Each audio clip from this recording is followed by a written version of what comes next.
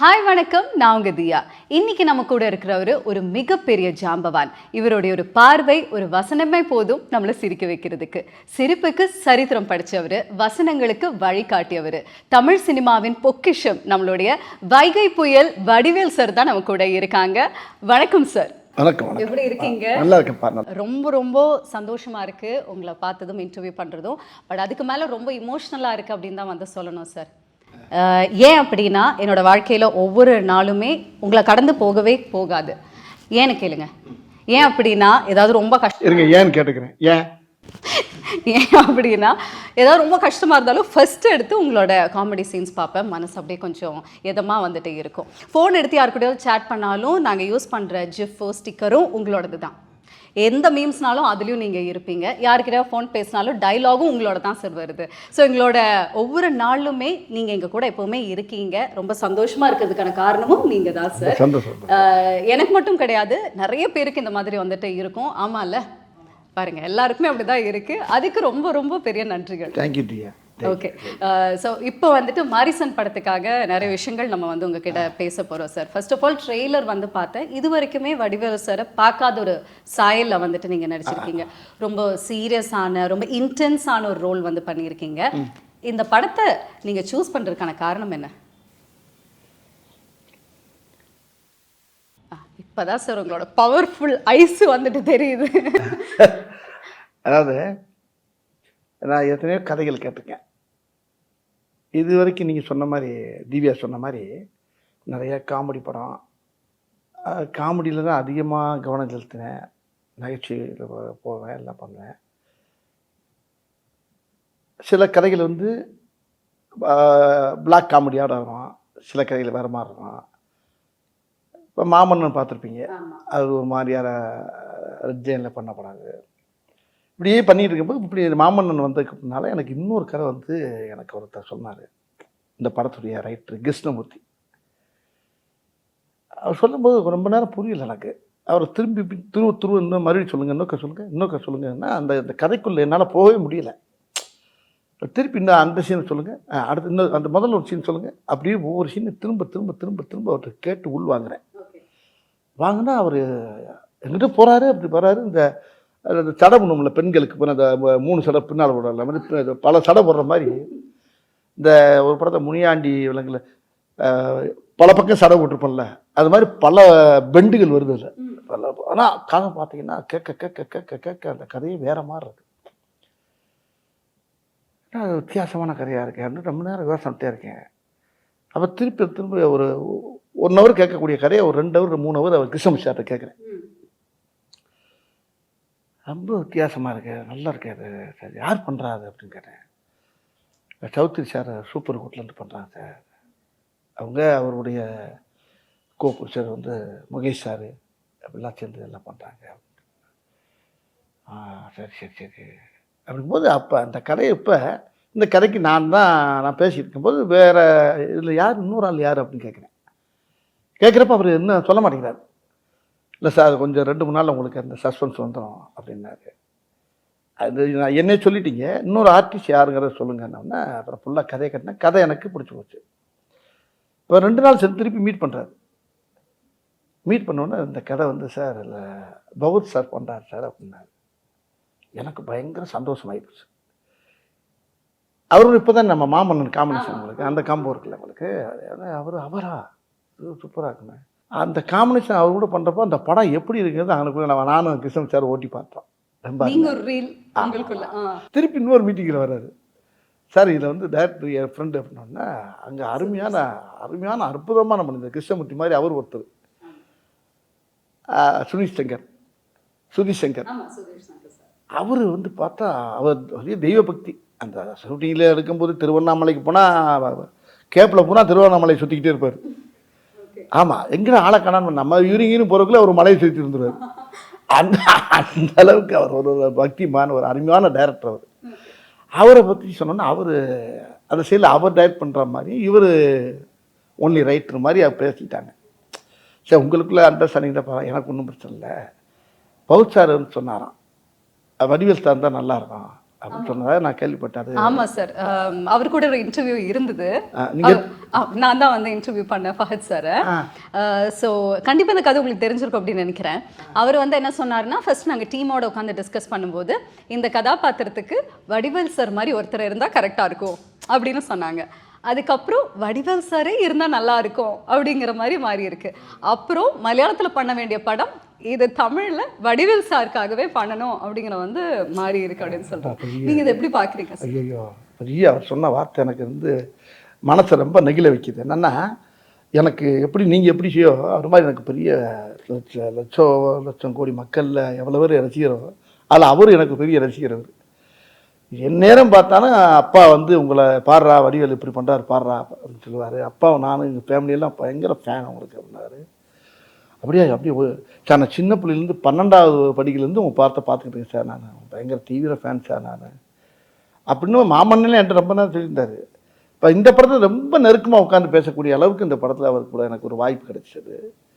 அது அவர் கூட பண்ணுறப்ப மராக்கல் அறிஞன். அப்புறம் ஹீரோ நான் வந்து அவர் தான் ஹீரோன்னு இன்னும் சொல்லிக்கிட்டு இருக்கேன். எனக்கு ஹீரோ அவர் தான். இல்லை, இதில் இன்னொரு ட்விஸ்ட் இருக்குது. ஒரு கேள்வி அவர்கிட்ட வந்து நான் கேட்டேன், யார் சார் இந்த படத்தில் ஹீரோ? ஏன்னா 2 பேருமே ட்ரெய்லரை பார்க்கும்போது ஈக்குவலாக இருக்க கேரக்டர்.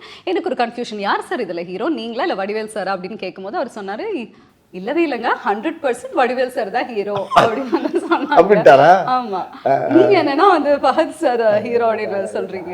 அதாவது ஒரு கை இந்த கை 2 கை சேர்ந்து தட்ட தான் சத்தம் கேட்கும். கரெக்ட். அது மாதிரி அவரு நான் சேர்ந்து 2 கைகள் இந்த படத்துக்கு இணைந்த கைகள். இந்த மாதிரி அவர் கூட நடித்தது எனக்கு பெரிய பாக்கியம் அப்படிதான் நான் நினைக்கிறேன். ஆனால் அவர் என்ன நினைக்கிறாரு, என்னைய பெருசாக சொல்கிறாரு. எப்படியோ இந்த படத்தில் அந்த கதை வந்து அருமையான கதை தான் அந்த படத்தில் கண்கள். அது அதில் இன்னொரு பெரிய விஷயம்னா நம்ம யுவன் சார். ஆமாம், கண்டிப்பாக. ஆமாம், அது நீங்கள் கேட்கறதுக்கு முன்னாடி நான் சொல்லிட்டேனோ? பரவாயில்ல, சொல்லுங்க சார். யுவன் சார் வந்து அந்த படத்தில் அப்படியே தள்ளி இருக்கார். பிரமாமா அவருடைய இசையெல்லாம் கேட்குறப்ப ரொம்ப அருமையாக இருக்குது. அதை விட இன்னொரு ஒரு பெரிய எல்லா டெக்னிக்ஸுமே சூப்பராக இல்லை. நான் கேமராமேன் ஒரு ஆள் இருக்கார், கலைன்னு ஒரு பேர். உண்மையிலே கலை டைப்புள்ள தான் கேமராமேன் கலை. அந்த படத்தை அவ்வளோ அழகாக அந்த படத்துக்குள்ளே போகிறப்ப ஒரு மலையாள சினிமாக்குள்ளே போய் நடிச்சு வந்த மாதிரியே இருக்கு எனக்கு. ஆனால் தமிழ் படம் தான். அவங்க என்ன தமிழ்லேருந்து எடுத்துட்டு மலையாளத்துக்கு போகுது. இப்போ எதனால மலையாளம் படம் மாதிரி ஃபீல் ஆகுது? அவங்க அந்த கதையுடைய போக்கு அது எல்லாம் பார்த்தா ரொம்ப நேச்சுரலாக இருக்குது. அந்த லொக்கேஷன் போனப்போ எல்லாம் நான் கேரளா போயிட்டு வர மாதிரியே இருக்கும். ஓகே, நம்ம ஊரில் தான் எடுக்கிறாங்க எல்லாம். எந்த லொக்கேஷனில்? இல்லை, அம்பாசமுத்திரம் அங்கிட்டு இங்கே போகிறாங்க, இங்கே திருவண்ணாமலை போகிறாங்க. போனால் ஒவ்வொரு லொக்கேஷன் பார்த்தீங்கன்னா இங்கே ஒரு 35 கிலோமீட்டர் 40 கிலோமீட்டர் மலைக்கு அடியில் அடிவாரம் யானை வர்ற ஏரியா அங்கிட்ட தான் போய் எடுக்கிறது. ஆனால் பார்த்தா அப்படியே அந்த கதைக்கும் அந்த கதையோடு சேர்ந்து பொருள் பார்த்துங்க அந்த லொக்கேஷன். அது அப்போ ஆர்டிஸ்ட் வேலை செய்யவே ஆசையாக இருக்கும். அப்படி ஒரு அழகான ஒரு படம், மக்களுக்கு ரொம்ப கண்டிப்பா ட்ரெய்லர்ல பார்க்கும்போதே அவ்வளோ ஃப்ரெஷ்ஷாக இருக்கு, அழகா இருந்தது. சீன்ஸும் ஃப்ரேம்ஸும் அதில் உங்கள் எல்லா பேருமே உள்ள ஆடியன்ஸை கதைக்குள்ளே வந்துட்டு தான் பண்ணால் படத்தை வெளியே போக முடியும். இன்டர்வல் தான் உள்ளே போக முடியும். அது வரைக்கும் கதைக்குள்ளேயே வந்துடுவாங்க எல்லாரும். ஓகே, அப்படி அந்த கதை, அந்த ஈர்ப்பு எனக்கே ஒரு பெரிய வாழ்க்கையில் கிடைச்ச ஒரு புது அனுபவமாக இருக்குது. Super sir. சரி, இந்த கதை இந்த வடிவில் நான் பார்த்தது இல்லை. நான் ஃபஸ்ட்டு வந்தோடனே எனக்கு இந்த கதையை கேட்டு, சரி என்ன இது காஸ்டியூம் சார் அப்படின்னு. அப்போ கிருஷ்ணமூர்த்தி சார் தான் வந்தார், ரைட்ரு. வந்து ஒரு சில்லு எடுத்தார். ஒரு ஃபேன் செட்டு போட்டு இன் பண்ணி நிற்கிறேன். இந்த இதுதான் ஒரு சில்லு போட்டு நிற்கிறேன். எனக்கு இந்த ஒரு சில்லு போதும் சார் அப்படின்னாரு. என்ன சார் நிறையா எடுப்பாங்களேண்ணா? ஒன்று இதான் சார். ஓகே சார் அப்படின்ட்டாரு. இல்லை இன்னும் 10-20 எடுங்க, வேறு மாதிரி எடுப்பா. என் மைண்டு மாறிடுச்சு சார், இதுதான் அப்படின்னாரு. இப்போ இந்த கெட்டப்பில் என்ன பார்க்குறாரு. அப்போ நான் என்ன பார்க்குறேன், மாமன்னனுக்கு இதுக்கு ரொம்ப சேஞ்சு கிடைக்கல உங்களுக்கு. ஆமாம், டெஃபினெட்லி. அது ஃபுல்லாக வேட் ஷர்ட்டோட வருது. இது ஒரு ஃபேன் போட்டு ஒரு இன் பண்ணி ஒரு பேக் போட இருக்காரு. பட் அவர் கேரக்டர்னு பார்க்குறப்ப எனக்கே ஒரு புதுசாக இருந்துச்சு. ஒரு ரொம்ப வித்தியாசமான ஸ்டைலில் நான் முதல்ல சொன்ன மாதிரி எங்களுக்கும் ஒரு டிஃப்ரெண்ட்டான எக்ஸ்பீரியன்ஸ், உங்களுக்கும் அந்த மாதிரி தான் இருந்திருக்கு. ஆமாம், நானே ஆடியன்ஸ் என்ன படம் பார்க்கல. நான் நடிக்கும்போது அந்த ட்ரெயிலரை பார்க்கும்போது எனக்கே என்ன கேட்டாங்க, ட்ரெயிலர் பார்த்தீங்களா சார், எனக்கு என்ன கண்ணை கட்டுறது என்ன புரியுது. வித்தியாசமாக இருக்குது அப்படின்றது ரொம்ப பெருமையாக இருந்துச்சு. சார், நீங்கள் இந்த படத்தோட கதை கேட்கும்பொழுது எந்த நேரத்தில் எந்த ஒரு விஷயம் கேட்கும்போது கண்டிப்பாக இந்த கதாபாத்திரத்தை நான் எடுத்து இந்த படத்தில் நடிப்பேன் அப்படின்னு வந்து உங்களுக்கு தோணுச்சு சார்? ரொம்ப அருமையான கேள்வி இது. இந்த கேள்வி தான் இந்த பேட்டியிலே ரொம்ப முக்கியமான கேள்வின்னு நினைக்கிறேன். இது எப்படின்னா, இன்னைக்கு இருக்க காலகட்டம், இந்த இந்த நிகழ்காலங்கள் இன்றைக்கி இருக்க, நம்ம இதுக்கு முன்னால் இருக்கிறது வேறு மாதிரி இருந்துச்சு, நம்ம வேறு மாதிரி பண்ணாங்கிறதெல்லாம் வேறு விஷயம். இன்றைக்கி காலங்களில் இன்றைக்கி இருக்க இளைஞர்கள் மத்தியில் இன்றைக்கி நிறையா இன்றைக்கி வந்து இந்த இந்த இந்த கதை ரொம்ப ஒரு சமூக விழிப்புணர்வை ஏற்றக்கூடிய சொல்கிற அளவுக்கு இந்த கதையில் அந்த திரைக்கதை அமைஞ்சிருக்கு. ஆமாம், பொதுவாகவே இப்போ நானும் ஹீரோ கிடையாது, யாரும் கிடையாது கூட வச்சுக்கோங்க, இந்த கதை தான் ஹீரோ. அவ்வளோ அற்புதமான விஷயத்தை டைரக்டரும் கதாசிரியர் இந்த படத்தை ரொம்ப அருமையாக இயக்கியிருக்காங்க. ரொம்ப முக்கியமான விஷயம் என்னென்னா, மக்கள் இந்த படத்தை பார்க்குறப்ப ஒரு ரொம்ப பேருக்கு ஒரு பெரிய விழிப்புணர்வாக இருக்கும். அது ஒன்று. இதில் நடிச்சிருக்க ஆர்டிஸ்ட் அத்தனை பேருமே இந்த கதையோடு நல்லா பின்னி பிணைஞ்சிட்டாங்க. எல்லா பேருமே. இதில் பவுட் சார் கிடச்சது வந்து இந்த படத்துக்கு அது இன்னும் மெருகேற்றிருக்கு. அதுதான் இன்னொன்று அந்த இப்போ இந்த ட்ரெய்லரை பார்த்து எல்லோரும் ஆளுக்கு ஒரு கதை எழுதுறாங்க, ஒவ்வொரு கதையாக எழுதிட்டு வர்றாங்க. இப்போ அந்த கதையில் 4-5 கதை எங்களுக்கு கிடச்சிருக்கு. அதே டைரக்டர் ஆட்டையை போட்டு பண்ணலாம்னு இருக்கார் மறுபடியும். ஆமாம், செகண்ட் பார்ட், தேர்ட் பார்ட்னு இல்லை, அவங்க சொன்னது அது புதுசாக இருக்குது, அது ரொம்ப இன்ட்ரெஸ்டிங்காக இருக்குது. ட்ரெய்லரை வச்சு அவங்க ஒரு கதை சொல்லிட்டு இருக்காங்க, இது நல்லா இருக்கே, இது அது இது அதோட இது ஒரு ஒவ்வொன்றும் ஒரு மாதிரியாக இருக்கும். ஆனால் அந்த கதையில் இருக்க விஷயங்கள் வந்து மக்களுக்கு ரொம்ப படமாக நீங்கள் பார்க்குறப்ப ஆடியன்ஸ் எந்திரிச்சு கை தட்டுற அளவுக்கு ஒரு படம். அப்போ சமூக விழிப்புணர்வு இருக்கு. ஆமாம், இந்த படத்தில் சஸ்பென்ஸாகவும் நிறைய விஷயங்கள் இருக்கு, பொறுத்திருந்து பார்க்கணும். ஓகே, நீங்கள் இந்த படத்தில் நடித்த நடிகர்கள் பற்றி சொன்னீங்க. முக்கியமாக நம்ம கோவை சரளமாவும் வந்து நடிச்சிருக்காங்க. உங்களோட காம்பினேஷன் பல வருடங்கள் கழித்து ஸ்க்ரீனில் பார்க்குறேன். அவங்க கூட சேர்ந்து இல்லைனாலுமே இந்த படத்தில் அவங்க ஒரு வித்தியாசமான கேரக்டர் அவங்க பண்ணியிருக்காங்க. ரொம்ப சீரியஸாக பண்ணியிருக்காங்க. ரொம்ப நல்லா பண்ணியிருக்காங்க. ஓகே, அவங்க சும்மாவே அவங்க வந்து பிறவி ஆர்டிஸ்ட். அவங்கள சொல்லவா வேணும் உங்களுக்கு. ஆமாம், அவங்க எந்த கேரக்டர் கொடுத்தாலும் அசத்திட்டு போகிறாங்க. அதான் தமிழ் சினிமாவில் அவங்க இன்னொரு மனோரமா மாதிரி வச்சுக்கோங்களேன். அவங்க இந்த படத்தில் வேறு மாதிரி அவங்க பண்ணியிருப்பாங்க. சூப்பர். ரொம்ப வருடங்கள் கழித்து நீங்கள் இந்த படத்தில் நடிக்கும்போது அனுபவம் எப்படி இருந்தது சார் அம்மா கூட? அவங்களுக்கு எனக்கு அதிகமாக காம்பினேஷன் வராது. அப்படி இருந்தாலும் ஒரு சில இடத்துல காம்பினேஷன் இருப்போம். அவங்க ஒரு போலீஸ் ஆஃபீஸராக வராங்க, அது வேற மாதிரி இருக்காது. சரி, இந்த கதாபாத்திரத்துக்கு டெஃபினட்டாக ஒரு டிஃப்ரெண்ட்டான லுக் உங்களுக்கு வந்துட்டே இருக்குது. பட் நீங்கள் எப்படியெல்லாம் வந்து ட்ரெயின் எடுத்தீங்க சார்? ஏதாவது ட்ரைனிங்கோ இல்லை இதுக்கு வந்து நீங்கள் ஏதாவது ஸ்பெஷலாக ரிஹர்சல்ஸோ அந்த மாதிரி ஏதாவது இருக்கீங்களா சார்? ஓகே, அந்த கதையை நல்லா உள்வாங்கினேன். ஒரு தடவைக்கு 100 தடவை உள்வாங்கினேன். வாங்கி அந்த கதாபாத்திரத்தை வந்து உள்வாங்கும் போது எனக்கு அதான் சொல்லலை, படம் ரிலீஸுக்கு முன்னால் இன்னும் இந்த கேள்விக்கெல்லாம் சரியான விட கொடுப்பேன் நான். என்ன இது முடிஞ்சதுக்கு அப்புறமானா நீங்க எல்லாத்தையும் வந்து சொல்லியிருந்திருப்பீங்க. இது முன்னாடிங்கிறனால கொஞ்சம் ஓகே, ரொம்ப அதை நிறையா உள்வாங்கும் போது இந்த கதை இன்னைக்கு சமுதாயத்துக்கு தேவைப்படுது. சொல்லணும், இந்த கதையை சொல்லி ஆகணும். அதுக்கு என்னை தேர்ந்தெடுத்தது வந்து பகவத் சாருங்கும் போது ரொம்ப பயங்கர ஆச்சரியமாக இருக்கு எனக்கு. இல்லை, மாமன்னன் படம் அப்போ கூட மாரி செல்வராஜ் சாரும் அண்ட் உதய் சாரும் வந்து சொல்லியிருந்தாங்க, என்னதான் வந்துட்டு எல்லாருமே இருந்தாலும் ஃபஹத் சாருக்கு வந்து செட்டில் சரி எப்போவுமே வந்து வடிவேல் சார் மேலே அவ்வளோ ஒரு பிரியம். சீக்கிரமாக வந்து அவர் கூட போய் உட்காந்து பேசுவாங்க, நிறைய விஷயங்கள் உட்காந்து பேசிகிட்டு இருப்பாங்க அப்படின்னலாம் வந்து சொன்னாங்க. என்ன மாதிரி விஷயங்கள் வந்து நீங்கள் அவ்வளோ டிஸ்கஸ் பண்ணுவீங்க? அண்ட் உண்மையாலுமே அவருக்கு உங்கள் மேலே அவ்வளோ பிரியம், பட் எந்த அளவுக்கு உங்களை டேக் கேர் பண்ண? அந்த ஒவ்வொரு சீனையும் அவர் சொல்லுவார் என்கிட்ட. நான் நடித்த சீனை பூரா அவர் சொல்லி காட்டுவார் எனக்கு. ஓகே, நான் அவர் படம் ரொம்ப அதிகமாக கொஞ்சம் கம்மியாக தான் பார்த்துருக்கேன். ஆனால் என்ன அவர் படிப்படியாக பார்த்துருக்காரு. ஒவ்வொரு படத்தையும் பார்த்து அந்த காமெடி அவர் சொல்லி சொல்லி சிரிப்பார் என்கிட்ட. ஓகே ஓகே, சொல்லும்போது எனக்கு அப்புறம் நான் அந்த காமெடி எப்படி நடந்துச்சு, எப்படி நடந்துச்சு, இப்படி ஒவ்வொரு சம்பவத்தையும் நான் ஸ்பாட்டில் இருந்து என்ன நடந்துச்சு, நான் நடித்த இடங்களை அப்புறம் சொல்லிட்டு அவர் சிரிக்கப்பட்டு. ஓகே, ஆமாம். சரி, அது எத்தனை தடவை பார்த்தாலும் அவர்கிட்ட நிறைய இன்னும் சொல்லிக்கிட்டே இருப்பேன். அவரும் சுற்றிக்கிட்டே இருப்பார், அவர் கைத்தட்டி சுற்றிக்கிட்டு இருப்பார். ஓகே, ஸோ அந்த மாதிரி மாரிசன் படத்தோடைய ஷூட்டிங் ஸ்பாட்டில் ஏதாவது இன்ட்ரெஸ்டிங்கான சம்பவங்கள் நடந்திருக்கா சார்? அது நிறையா நடந்திருக்குது. நிறையா ஏகப்பட்ட காமெடி நடக்கும். இப்போ நானே அவருக்கு ஏதாவது சொல்லுவேன்ல, அவர் சொன்னோன்னே டக்குன்னு இவர் வந்து சார் இந்த இடத்துல இது வச்சா நல்லா இருக்குமா அப்படின்னா டக்குன்னு அவர் டக்குன்னு அவரை பார்ப்பார். கிருஷ்ணமூர்த்தியை ரைட்ரு ஒன்று ரைட்ரு என்ன அவங்க மாற்றிட்டாங்களோங்கிற மாதிரி நீ ஒரு கரையை மாற்றி வேறு மாதிரி போடுவாங்க. ஒரு பீதியாக இருக்கும்.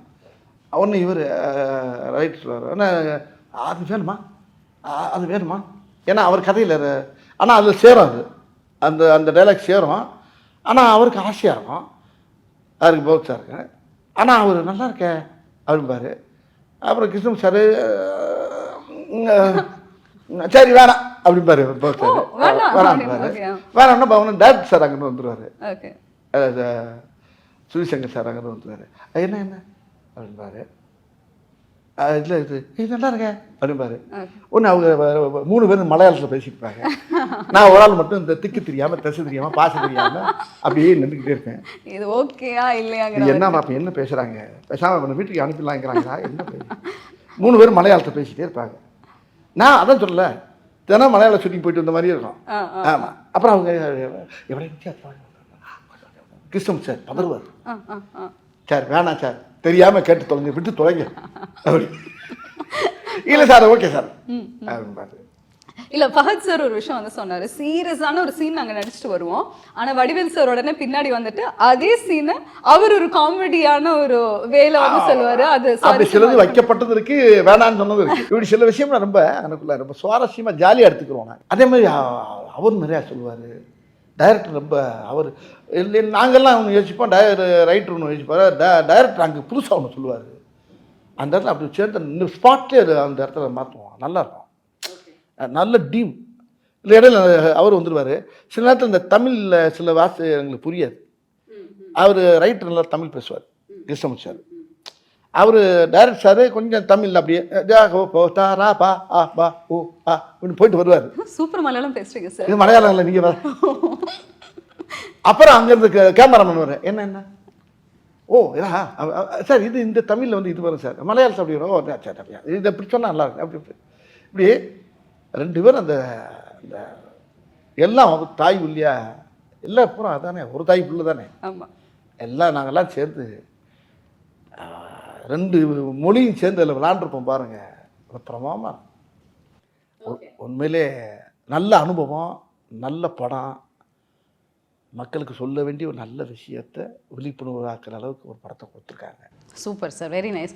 இதில் ரொம்ப ஒரு டீப்பான விஷயம் என்னென்னா அல்சைமர்ஸ் பேஷண்ட்டாக வந்து நீங்கள் நடிச்சிருக்கீங்க, அதாவது மறந்து போகிற ஒரு விஷயம். ஸோ அந்த மாதிரி கதையை தாண்டி நிஜ வாழ்க்கையில் நீங்கள் ஏதாவது மறந்து போய் எங்கேயாவது மாட்டின அனுபவங்கள் இருக்கா? நல்ல வார்த்தை அது. இது எப்படின்னா எல்லாருக்குமே இந்த வியாதி இருக்குது, எல்லாருக்குமே அந்த வியாதி இருக்குது. இந்த வியாதி இல்லாதவங்களே கிடையாது. ரொம்ப பேரும் இது ரைட்டு வந்து என்று சொன்னபோது கிருஷ்ணன் சார் சொன்னார். அதாவது இது பொதுவாக பாருங்கள் நம்ம வீட்டில் நம்ம இல்லை நம்ம அம்மாவாக இருக்கணும் ஒய்ஃபாக இருக்கணும் யாராக இருந்தால் கார் போயிட்டு இருக்கணும் 50 கிலோமீட்டருக்கு அங்கிட்டு ஐயோ வீட்டை அதை மறந்து வந்துட்டு ஐயோ வண்டியை இதை வச்சுட்டு பேக்கை வச்சுட்டு வந்துட்டு வலையில வச்சுட்டு அப்படி ஒரே ஒன்று பார்த்தாங்க டிரைவர் என்ன ஏது அவன் ஓட்டிக்கிட்டு இங்கே ஃபேமிலி கத்துற பாட்டு ஒரே ஏதோ ஒரு பேக்கை வச்சுட்டு வந்தாலாம் அவன் ஓரம் வண்டியை நிப்பாட்டிட்டான். Correct correct. ஏப்பா எப்படி கொண்டு வர முடியுமா? எங்க 70 கிலோமீட்டர் வந்தாச்சுங்க. இப்படிலாம் நடக்கும், நிறைய பார்த்துப்போம் வாழ்க்கையில். எங்கள் வாழ்க்கையில் நடக்குது எல்லார் வீட்லேயும். எல்லார் வீட்லையும் அது பெரிய ஒரு முக்கியம். அந்த மறக்கிறது ரொம்ப. இப்போ பாருங்க நான் இப்போ காரில் வந்துருக்கேன், துண்டை மறந்துட்டேன். இந்த துண்டை வீட்டில் வச்சுட்டு வந்தா கையில் துண்டு இல்லாமல் இருக்க முடியாரா? ஐயோ அந்த தவளை காணாமடான்னு சொல்லிட்டு வந்தேன். வெளியே வந்து பார்க்குறேன் டவுசர் பையில் இருக்குது. உள்ளதான் வச்சிருக்கீங்க. இங்கே தான் இருக்கு. அந்த ஆட்டை தோல்ல போட்டு தேடுவாங்கல்ல, அது மாதிரி நிறைய விஷயங்கள் மறதிங்கிறது வந்து வாழ்க்கையில் மனுஷனோட ரொம்ப கலந்துருச்சு இன்னைக்கு. அப்போ அந்த மறதிங்கிறத எப்படிங்கிறத அந்த இடத்துல அது எனக்கு இந்த கதையில் வந்து ரொம்ப உதவியாக இருந்துச்சு. ஓகே, நிஜ வாழ்க்கையில் என்ன சார் நினைக்கிறீங்க? இது ஒரு பர்சனல் குவெஸ்டன்.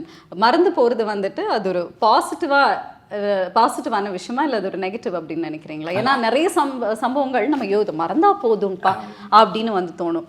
அதனால நிறைய நெகட்டிவும் இருக்குது. பட் நீங்கள் எப்படி சார் இதை பார்க்குறீங்க? ஆமாம், அது மறதிங்கிறது வந்து பெரிய ஆபத்தான விஷயம் தான். மறதிங்கிறது எவ்வளோ பெரிய விஷயம். அது டைரக்டர் என்கிட்ட சொன்னார். முதல்ல நேரத்தை மறக்கிறது, அப்புறம் இடத்த மறக்கிறது, அப்புறம் தன்னை மறக்கிறது. தன்னை மறந்தாச்சுன்னா உயிரோடு இருந்து பிரயோஜனம் இல்லை. அப்படி ஒரு வியாதி எனக்கு இந்த படத்தில். அதுக்கப்புறம் கதை எனக்கு அப்படி ஒரு வியாதி எனக்கு அந்த படத்தில் இருக்குது.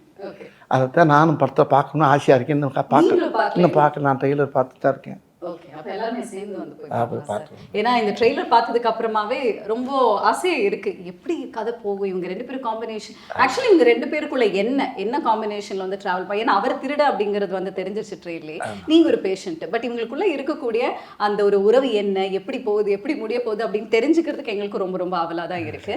நீங்க வந்து சொன்னீங்க லொகேஷன்ஸ் எல்லாம் அவ்வளோ அருமையா இருக்கு, சூப்பரா இருந்ததுன்னு. முழுக்க முழுக்க ஒரு ரோட் ட்ரிப் கதை மாதிரி வந்துட்டு ஃபீல் ஆகுது, அந்த மாதிரியா சார்? நீங்கள் அப்படி பேசிட்டே கதையை பூரா கேட்குறீங்களா இப்போ? ஆமாம், ஓகே, படம் பாருங்க, படத்தை பார்த்துட்டு அடுத்து இன்னொரு பேட்டி இருக்குல்ல, வெற்றி விழாவில் இருக்குல்ல, கண்டிப்பா அதுல பேசுவோம். இப்போ இன்னொரு விஷயம் என்னன்னா, இப்போ சௌத்ரி சார் எனக்கு பேசினார், இப்போ உங்களை பேசுறதுக்கு முன்னால் என்கிட்ட பேசினார். இந்த படத்துடைய producer Super Good Choudhary sir பேசினார். வடிவேல் படத்தை பார்த்தேன், பயங்கர சந்தோஷமாக இருக்கேன் நான். ஆனால் என்ன சௌத்ரி சார் என்ன, ஆமாம் வடிவில் 98வது படம் அது, எனக்கு ரொம்ப ரொம்ப ரொம்ப ரொம்ப ஹாப்பியாக இருக்கேன் ஐயா நான். ஆமாம், நல்லா பண்ணியிருக்கேன், பகுத்து நல்லா எல்லாமே நல்லா பண்ணியிருக்கீங்க. நான் சொன்னேன், தமிழ் சினிமாவுடைய ஜாம்பவானே நீங்கள் தான். ஒரு கதையை செலக்ட் பண்ணால் சாமானியமாக செலக்ட் பண்ணி அதை வந்து ஓகே சொல்ல மாட்டீங்க. அப்படியே ஓகே சொன்னாலும் ஒரு ஆளை கூப்பிட்டு பாராட்டுறது ரொம்ப ரேர் எனக்கு தெரிய. ஆமையா, உனக்கு தெரியுமில்ல என்னை பற்றி, நான் உன்னை கூப்பிட்டு பாராட்டுறேன்னா எனக்கு அவ்வளோ உன்னை பாராட்டுன்னு 2 நாளாக உங்கள் நம்பரை கேட்டு நான் பேசி தேடி ஒரு கேட்டுக்கிட்டேன். அதனால ஒன்றே பிடிக்க முடியல, நீ கொஞ்சம் பிஸியாக இருந்த ஒருனாரு. அப்போ நான் அந்த பிரபுதேவா படத்தில் டிஸ்கஷனில் நானும் போய் கொஞ்சம் கலந்து போய்கிட்டு இருக்கேன். பவர் நானும் பண்ணுறோம் ஒரு படம். ஆமாம் ஆமாண்ணே, ஆமாம் ரொம்ப நல்லா இருக்கு முடியல. அது பெருவாயால் சொல்கிறது வந்து பெரிய தேசிய அவார்டு கிடைச்ச மாதிரி எனக்கு. ஓகே, ஸோ காத்திருப்போம். அண்ட் உங்களுக்கு மாரீசன் படம் எந்த அளவுக்கு ஸ்பெஷல்? மாரிசன்ற டைட்டில் எனக்கு ரொம்ப வித்தியாசமாக இருந்துச்சு. நான் டைட்டில் என்ன வச்சுருக்கேன்றப்ப அப்போ டைரக்டர் விவரம் சொன்னாங்க மாரிசன். மாரிசங்கிறது மீனிங் என்னன்னு கேட்டேன் நான். அதுக்கு மீனிங் சொன்னார். அதுவும் அந்த ராமாயணத்தில் வந்து அந்த சீதையை கடத்தும் போது மானா மாறி உள்ளே போகும்ல, அந்த கேரக்டர், அது பேர் தான் மாரிசன்னார். இதெல்லாம் எனக்கு தெரியாது, நான் ராமாயணம்லாம் படிக்கலாமா. அவர் சொன்னார் அந்த அந்த அந்த டைட்டிலுக்கு இந்த கதைக்கு என்னங்கும் போது அந்த டைட்டிலை வச்சு கதை கேட்டேன் நான். அது ரொம்ப என்னை ரொம்ப பாதிச்சிருக்கு இந்த படம். எனக்கு ரொம்ப பிடிச்ச கதை. ரொம்ப என் வாழ்க்கையில இது பெரிய வரலாறு மாதிரி இருக்கும்னு நினைச்சுங்களேன். இதை விட என்ன வேணும்? எனக்கு இது பெரிய ஒரு பெரிய மைல்கல். இது எத்தனையோ படம் பண்ணிக்கேன், வரிசையாக பண்ணிக்கிட்டே வந்திருக்கேன். ஒரு படத்தில் புலிகேஷ் பண்ணியிருக்கேன், அது ஒரு பெரிய படம். மாமன்னுக்கு அப்புறம் நீங்கள் ஜம்ப் பண்ணி வந்த மாரிசன். இப்போ என்ன கேட்டால் ஒவ்வொரு படமும் இப்போ எனக்கு எல்லாமே கலந்து வருது. இப்போ ஒரு கேரக்டர் ரோல் வருது. நல்ல இப்போ சுந்தர்ஜி படம் பண்ணோம்ல யங்கர்ஸு, அது ஒரு நல்ல காமெடி படம். அது இப்படி ஒன்றும் மாறி ஒரு கதையை பூரா செலக்ட் பண்ணி தான் பண்ணிட்டு வரேன் நான். அந்த செலெக்ஷனில் இந்த கதை வந்து எனக்கு கிடைச்ச பெரிய பாக்கியம்னு நினைக்கிறேன். கண்டிப்பாக சார். ஏன்னா இப்படி ஒரு கதாபாத்திரத்தில் உங்களை பார்த்தது கிடையாது. அது அவர் கூட அது ஆமா, அவங்க காம்பினேஷனோட அவர் காம்பினேஷன்ல கிடைச்சது வந்து இன்னும் எனக்கு ரொம்ப சந்தோஷமா இருக்கு. நீங்க 2 பேருமே என்ன அது சௌத்ரி சாருடைய தயாரிப்புல அது நம்மளுக்கு கிடைச்சது. அந்த டீம் அவரும் பெரிய ரொம்ப சூப்பரான காம்பினேஷன் சார். ஏன்னா சுதீஷ் சார் டைரக்ஷன்ல, கிருஷ்ணமூர்த்தி சாரோடைய ரைட்டிங்ல, அண்ட் ஃபஹத் ஃபாசில் சார் கூட நீங்க இணைந்து நடிச்சிருக்க இந்த காம்பினேஷன் பார்க்கறதுக்கு ரொம்பவே அவளோட வெயிட் பண்ணிட்டு இருக்கோம். ஸோ படத்தை பார்த்ததுக்கு அப்புறமா இன்னும் நிறைய விஷயங்கள் உங்ககிட்ட வந்து பேசலாம். நன்றி, தேங்க்யூ வெரி மச் சார்.